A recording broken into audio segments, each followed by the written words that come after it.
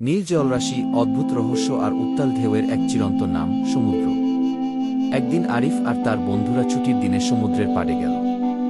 গরম বালিতে নরম ছোঁয়া, ঢেউয়ের গর্জন আর বাতাসের শীতল পরশ তাদের মন ভরে দিল। হঠাৎ দূরে একটি ছোট নৌকা উল্টে যেতে দেখল তারা। একজন জেলে পানিতে হাবুডুবু খাচ্ছিল। মুহূর্ত না হারিয়ে আরিফ ও তার বন্ধুরা দৌড়ে গিয়ে লাইফগার্ডকে খবর দিল। লাইফগার্ড এসে দ্রুত সেই জেলেকে উদ্ধার করল। জীবন ফিরে পেয়ে জেলেটি কৃতজ্ঞতায় কাঁদতে লাগল।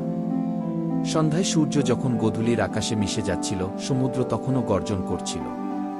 আরিফ মনে মনে ভাবল, এই বিশাল সমুদ্র শুধু সৌন্দর্যের নয়, এখানে লুকিয়ে আছে হাজারো গল্প, আনন্দ, দুঃখ আর বিপদের তরঙ্গ। একদিনের এই অভিজ্ঞতা তাকে শিখিয়ে দিল, মানবতা কখনোই হারিয়ে যেতে দেয় না, ঠিক যেমন ঢেউ কখনোই থামে না। সাগরের ঢেউয়ের সাথে মিলিয়ে গেল এক সাহসী দিনের গল্প।